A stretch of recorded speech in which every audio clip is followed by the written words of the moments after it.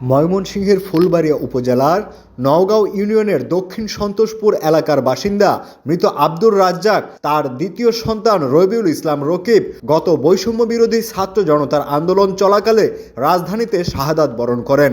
বৈষম্য বিরোধী ছাত্র জনতার আন্দোলনে সন্তান হারানো এক হতবাগা মা জ্যোৎস্না খাতুনের আহাজারি যেন থামছেই না। নিজের সন্তানকে হারিয়ে এভাবেই ভেঙে পড়ছেন তিনি। তার সাথে আবেগ আপ্লুত দক্ষিণ জেলা মহিলা দলের সহসভাপতি ও উপজেলা মহিলা দলের সভাপতি ফাহসিনা হক লীরাও আবেগ ঘন পরিবেশে চোখের পানি ধরে রাখতে পারেননি।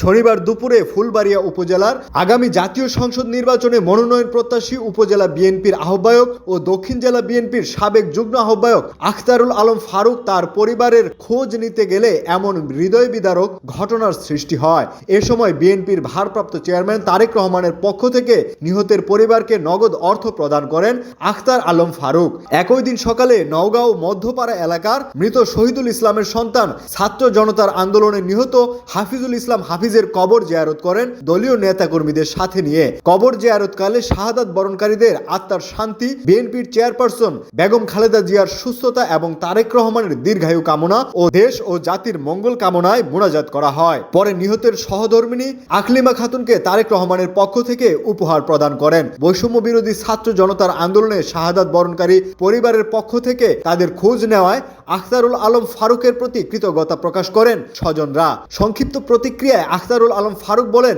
ফ্যাসিস্ট হাসিনা সরকারের পদত্যাগে আন্দোলনে নিহতরা দেশের জন্য অবদান রেখেছেন। বিএনপি সহ দেশপ্রেমিকরা তাদের এই অবদান চিরদিন মনে রাখবে।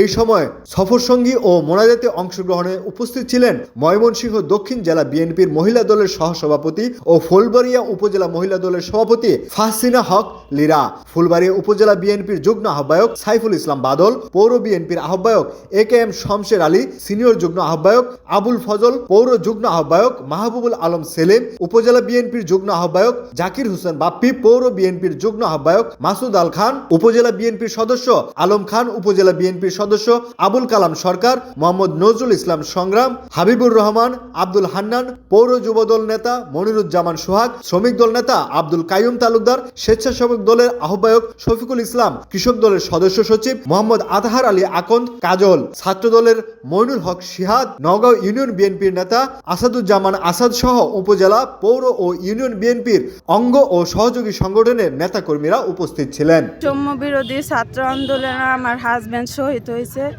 তার জন্য আপনারা সবাই দোয়া করবেন এবং বিএনপির পক্ষ থেকে আমাকে কিছু অনুদান দেওয়ার জন্য ধন্যবাদ। শহীদ পরিবারের সাথে সৌজন্য সাক্ষাৎ এবং তাদের অবস্থার খোঁজখবর নেওয়ার জন্য আসছি। শহীদ হাফিজুর রহমানের কবর জিয়ারত করলাম এবং তার পরিবারের সাথে কথা বললাম।